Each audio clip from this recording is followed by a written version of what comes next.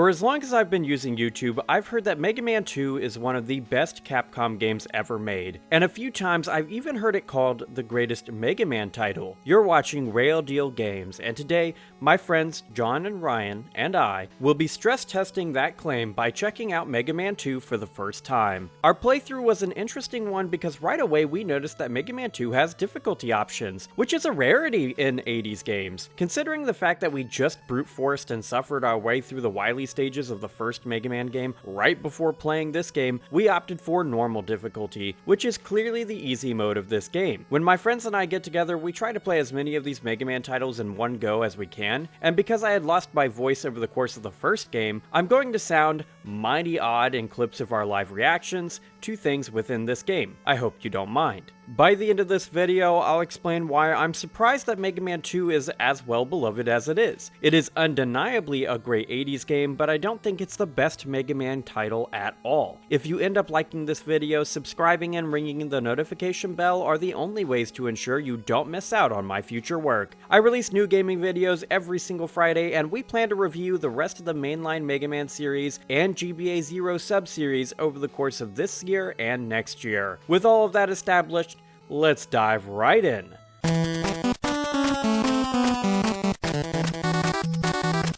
The first thing I noticed about Flashman's level is how it has slippery smooth ice mechanics, despite not really being an ice level. I think the implication is that these blocks are so smooth that Mega Man just slides right upon them, but either way, it's kind of a cool way to work in ice mechanics without being restricted to the typified motifs of that sort of level design. Unlike the typical ice-based level, Flashman's stage is more of a maze, which is amazing.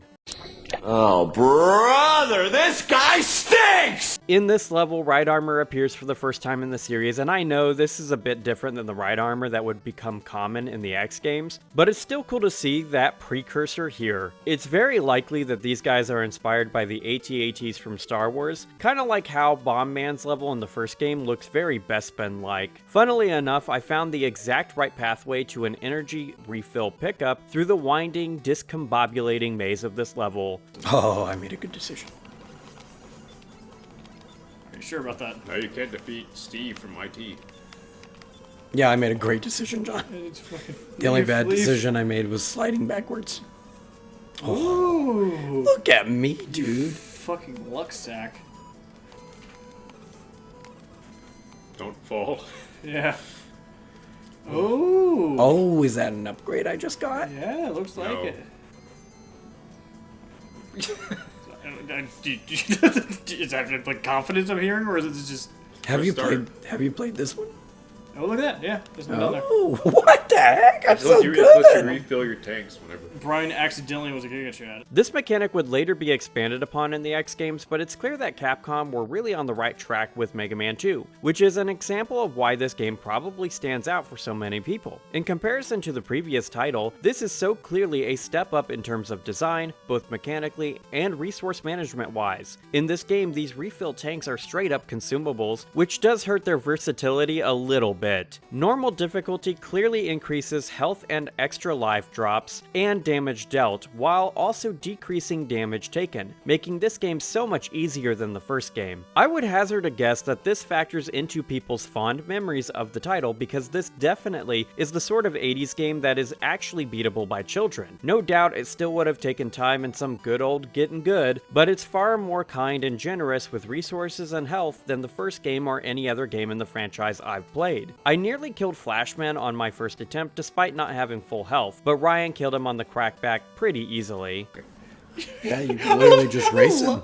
I absolutely in love with him because he's like, yeah, here I come.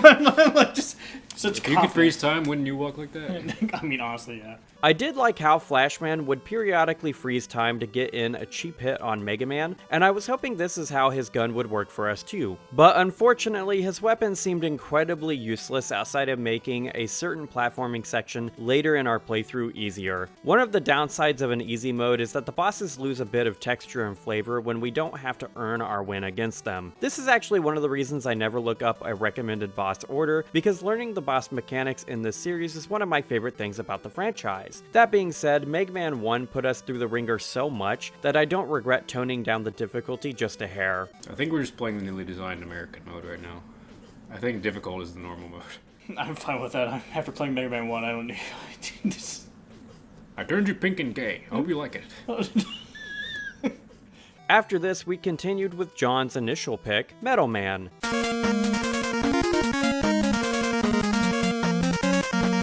Right off the bat, it's apparent on the Metal Man stage that Capcom was able to put more effort into the backgrounds of their stages this time around, much to this game's benefit. The design of the levels and how the environment affects Mega Man, as shown through the Spike Crushers, is more complex in this game, and I definitely see how people found this impressive on the NES. There weren't a lot of games that had this sort of stuff happening in them back in '89. This is definitely the international difficulty, as for many decades, Japanese developers had this habit of toning down the difficulty of their games for Western markets. For Final Fantasy fans, like myself, the perfect example of this is Mystic Quest, which is a toned down version of the original game that is just bad in comparison. Sometimes difficulty is part of a game's quality. Hey, you know, I don't care that this is dog easy. Play an American mode. I don't care, we're Americans. We very clearly couldn't do the other one. And this is where I've got to take a second to talk about difficulty, because I think playing this game on normal did hurt my overall impression of it. If we had instead started on this game in our play session, I would have probably have said that we should play it on the other difficulty, and if I play it again, I'll likely do so on the difficulty originally intended by the developers. To me, difficulty is content, especially when difficulty is intentionally designed as being core to the identity of the game. id Software knew this back in the 90s as well, which is why Wolfenstein 3D and Doom both had excellent difficulty options. From Software is a perfect example of this now, with the way they designed Elden Ring and their other previous work. This level does have some funny enemy types, such as the goofy idiots on the gears. This is just such top tier enemy design, and there's definitely an artistic design choice in this game to make all of the enemies more cute. It's not like the enemies were horrifying or ugly in the first game, but in this game the cute factor has definitely been cranked all the way up. As we progressed through the game, Ryan and John would periodically play out conversations between Dr. Light, Wily, and others, such as when this exchange happened. I forgot to mention, all the purple clowns are indoctrinated children. Don't kill them.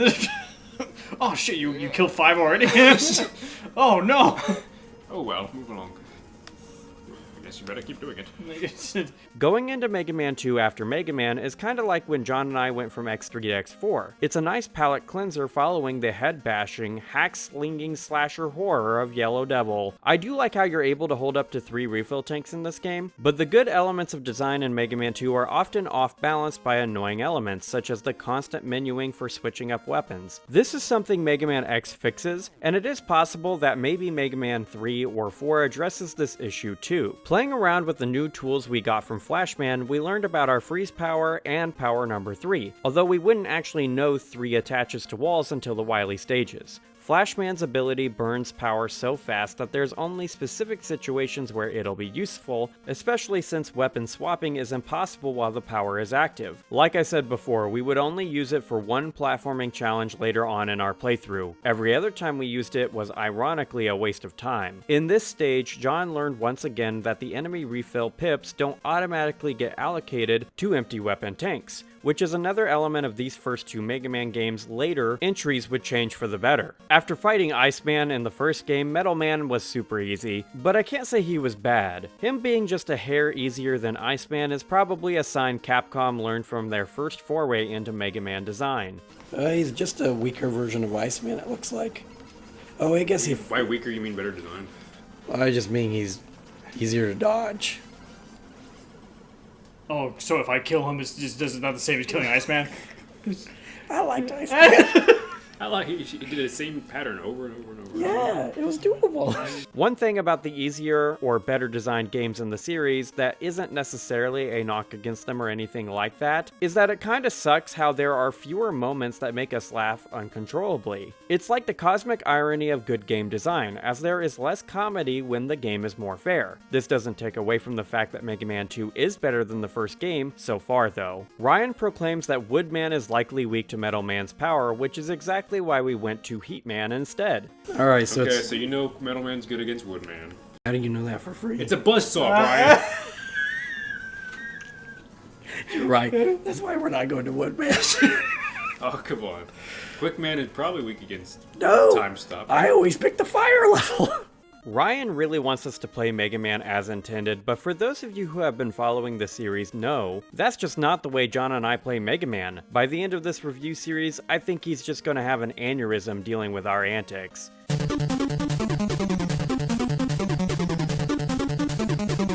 Flash. Is With our luck, fire is probably the one that's good against wood. is Heat Man literally just a fucking panini maker in the shape of a man?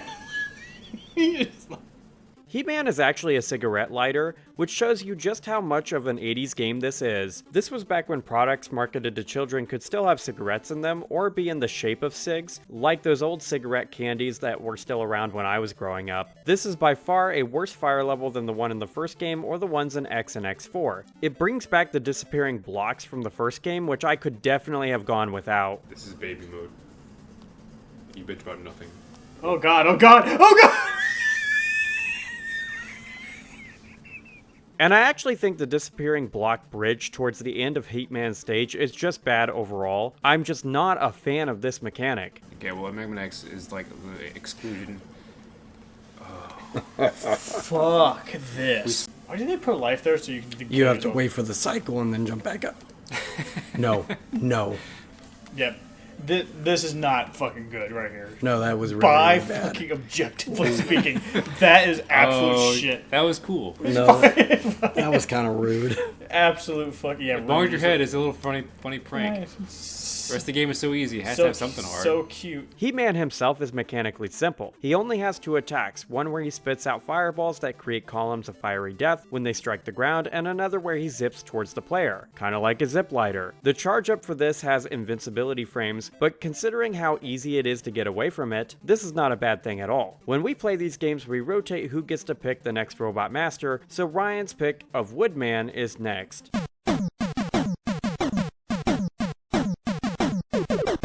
Woodman's stage is where the iconic Mega Man Bat enemy is from. I love these guys in Mega Man X, and once again, it's so cool to see where these guys originate from. It actually makes sense they're from this game because of how Mega Man 2 is really focused on cute animal robots for the enemy lineup. We gain the 1 power from defeating Heatman, and this creates a propeller platform that raises the player up. I love the idea of these mobility tools, I just wish they weren't so annoying to access via the menuing. It was in this stage that we learned how absolutely busted Metal Man's buzzsaw ability is. It can be fired at an angle, spammed, doesn't use much energy at all, and deals insane damage.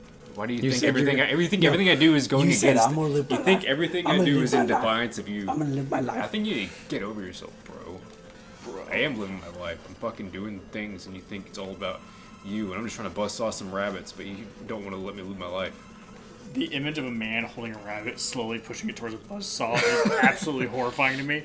Because of this power, we got to Woodman with ease. John and I didn't even get to play the level because Ryan just tore through it. Because the saw blades don't cut through Woodman's leaf shield, Ryan died almost immediately upon entering the boss room. When it was my turn, I just jumped the leaf and counterattacked with the saw blade, killing him extremely quickly. Woodman, as a result, is incredibly easy, and he honestly has the second easiest moveset to interact with, right behind Flashman. It's clear the Capcom developers toned down the tight dodge windows for avoiding damage in this game in comparison to the first, showing an attention to the serious flaws that existed within the original title and how they wanted to fix them. Now, over the course of our playthrough, we would think we found the weaknesses for several bosses such as Woodman here, and it would only be while double checking what we thought was correct versus the objective facts that I would realize we had our weakness pairings all kinds of messed up. Woodman is actually weak to atomic fire, which we thought was Airman's weakness, and this sequence of mistaken ideas permeated essentially the whole cast of Robot Masters other than Crashman and Quickman. We did get those 2 right, but that's it.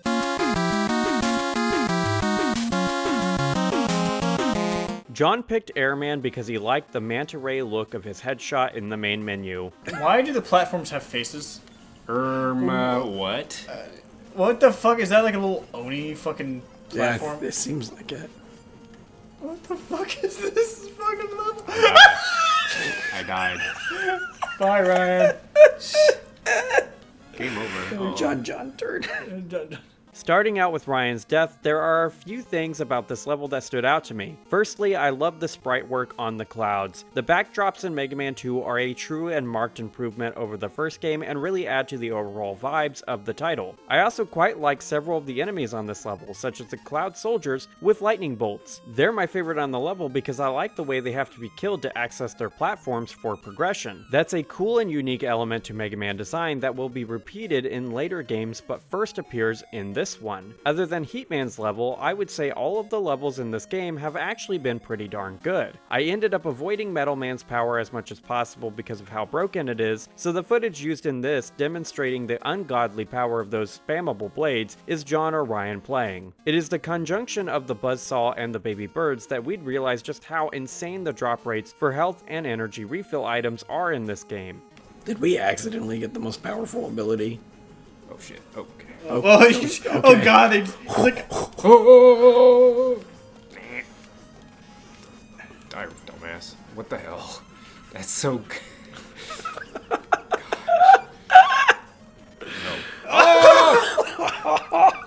The head is aware. it's just like, grab me! It's just better to kill all the birds when they come out of the egg. It's Exactly, because you get so much resources. I only got to attempt the boss once, and on my one attempt I grounded him so fast with the fiery fury of a man ready for Betty. It's exhausting playing 2 Mega Man titles back to back, and we were making such quick progress through the game that I was hoping we could finish at a reasonable time. As I said before, I thought Atomic Fire was Airman's weakness because in my mind it made sense that fire, which thrives in high oxygen environments, would just consume him via combustion. That is not the case though, because Airman is actually weak to Leaf Shield. I suppose the rationale is that his tornadoes cause the leaves to cut him as if they were razor blades, but that just seems like a weird weakness both practically and mechanically. The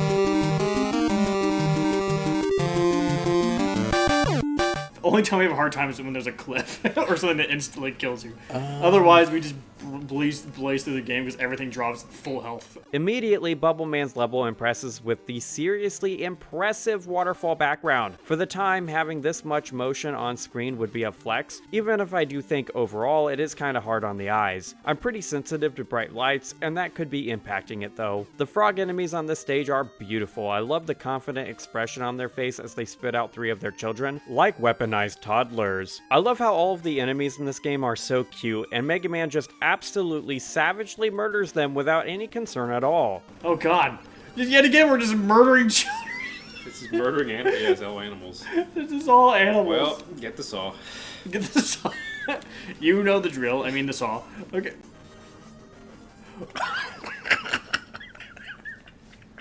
You guys. You gotta at least have a thing that drops shit. Oh my god. Fucking god. I'm so over this. It's just Mega Man 2 baby mode. You're You're just buzzsawing a bunch of fucking animals to death. Just hit him and just jump and kill animals. This is what Dr. Wily designed me to do. Mega Man, I told you to go kill robots. You've just been murdering endangered species all day. What are you doing? Look, snails. Unfortunately, I never designed him to be able to identify the difference between robots and living things. Is that just a goddamn waterfall crab? Ah, yes, the indigenous waterfall crab. Those are just crabs, Mega Man.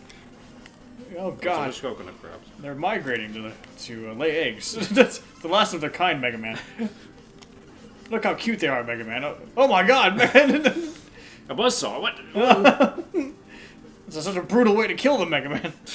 The water section of this level is actually kinda good, especially when you compare it to other water levels released that same year, like the ones in the NES Teenage Mutant Ninja Turtles game from that very same year. My favorite enemy on this stage is the anglerfish in the water section, which does seem like a predecessor to the ones in Launch Octopus's level in Mega Man X. Bubble Man became John's favorite boss, even though he didn't even fight him just because of his movement design. Yeah, it's like we're playing. Look how he swims! It's like we're playing Axel. Ugh. He's a frog. Look at him. Look at him go. Oh my god! He's like, fear me! Wow. This is yet another case where we had the weapon Bubble Man is weak to, the Buzzsaw Blades, but because we thought Wood Man was weak to that, we didn't even try it. We wouldn't know what Bubble Man was actually weak to for our entire playthrough. It took us 5 minutes to finish his level, even with Ryan and John dying near the beginning.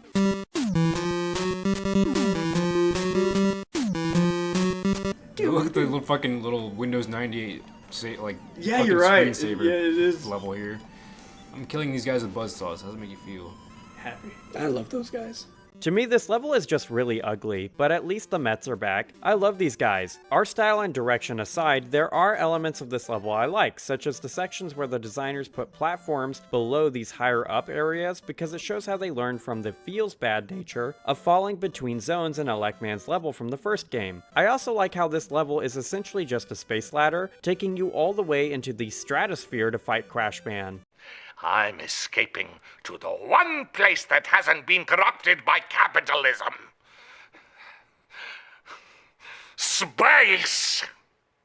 During our time through this level, my friends and I pondered why people say Mega Man 2 is the best Mega Man game. It's a remarkable improvement over the first game for sure, however it's not nearly as good as Mega Man X, X4, or 11, and I'd be shocked if the other 8 sequels don't somehow top this in terms of level design, boss mechanics, and the fun factor of the weapon suite. I would even say X2 is better, and I'm not the biggest fan of that title. I've nothing to say about Crashman because he died so fast to Airman's ability that we never got to see what he does. Just died instantly. Jesus Christ. Skill. I like how it's my choice, but you just did the whole thing. You didn't even get to play the game. Oh my god. Despite how the difficulty is impacting our process through Mega Man 2, I think we will keep doing this setup where we make the second Mega Man game of the night easier than the first, because it truly is a nice palate cleanser after struggling so much in the first game. Considering the limited time I have with my friends in person, getting 2 of these games finished each time we get together is an absolute must. This level went quick, just like the next one did.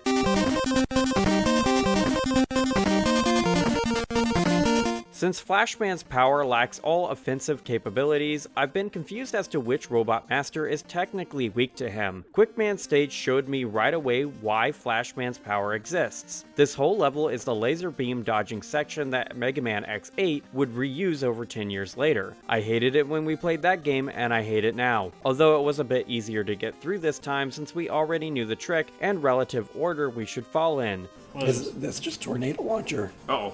It's very vertical. Go down. Oh. Oh, I call some bullshit for this one. Okay, so see the fucking. As soon as I saw the holes in the side of there, I was like, oh, he's gonna get killed. Yeah, I didn't expect to die instantly. Oh man, that was crazy. Is this where we need the time stop shit? I was just thinking that. No, it's easy once you know what's happening. You just got fucked on. Don't cry. Just because I can beat a level John, in one you try. got, you're overreacting. John can't fucking. Just Oh because my I can god. beat a level in one try and you can die in 2 seconds doesn't mean you gotta freak out like that. John, you're panicking, John. You need to stop panicking. The first section of lasers in the level is actually a patsy because if you use the time freeze power here, you won't have any left to deal with the much longer and more difficult second half of the stage. The flame enemies that light the level up before the second section are cool, but that's really the only thing I like about this level. Not even the boss could save the level either because Crashman's power absolutely decimates this boy. Quickman is indeed the right name for him due to how quick he died.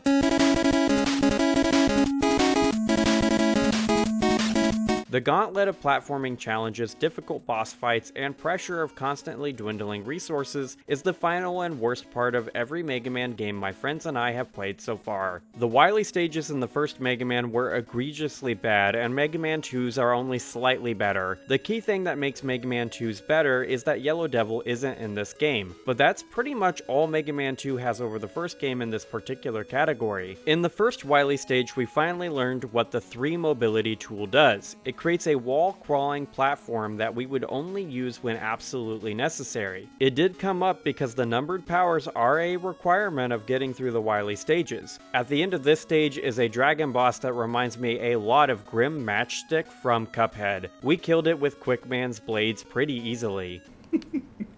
Dr. Wily was like, my happy dragon, no! Wait, he what? He threw boomerangs at it. My dragon robot? I think these count as separate instances, so we should get our stuff back too. Oh, we don't.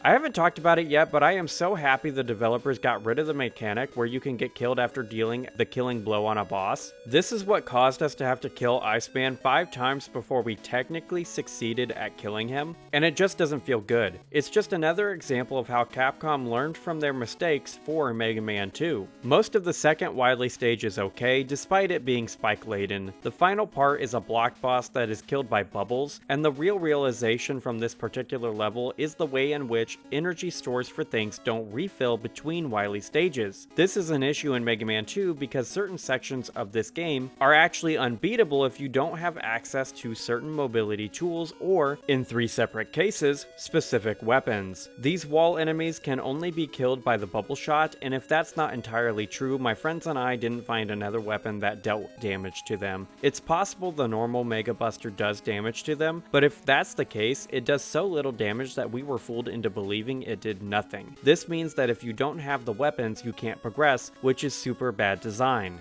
The start of this third Wily stage is actually a pretty fine platforming challenge, working in the water mechanics from Bubble Man's level in a more challenging way. Oh, reverse it, just go L1. Is this water? You fall, you jump as high as you...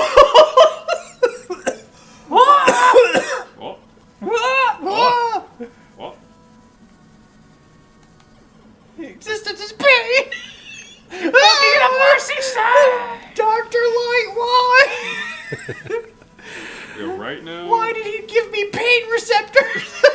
He gave me double pain receptors. Beat this level and I might uninstall your age chip, Mega Man. Could you imagine? You'll be able to live forever. Until then, you have a limited time frame. You can breathe freely all you want.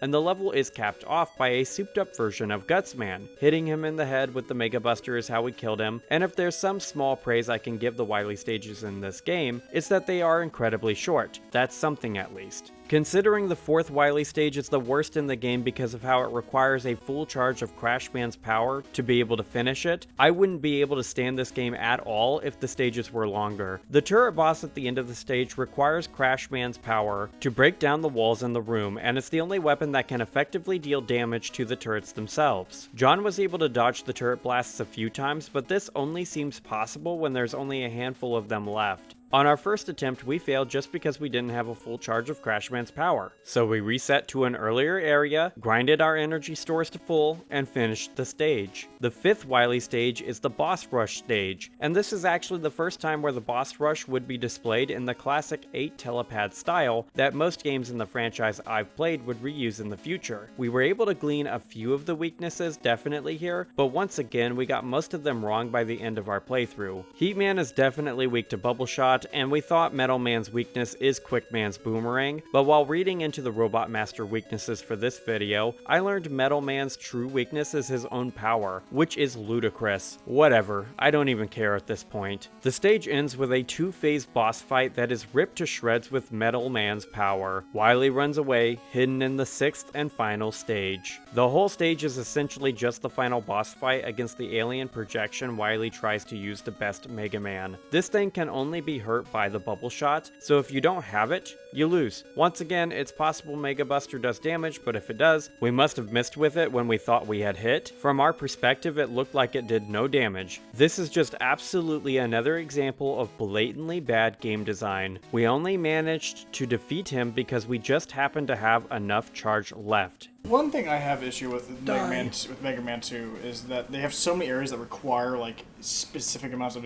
limited resource with no means of getting it back. But with that, Mega Man 2 is finished, leaving only one question left to answer. Will Mega Man 2 make my top 100 of the 80s?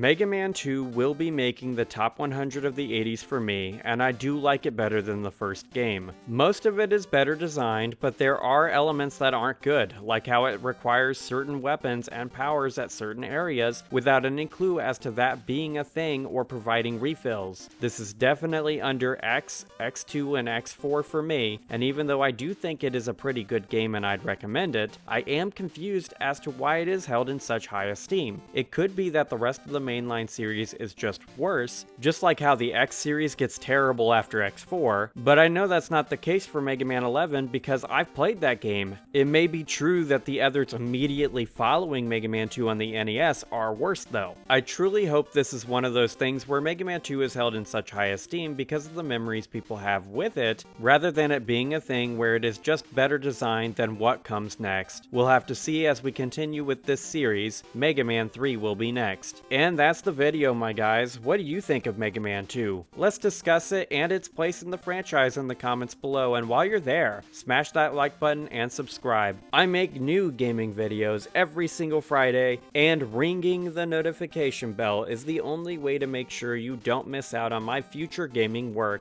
If you have a moment right now, you may like one of my other videos on the screen. Regardless of what you choose to do, thank you for keeping it real with Rayl Deal Games. Have an awesome day, my friend.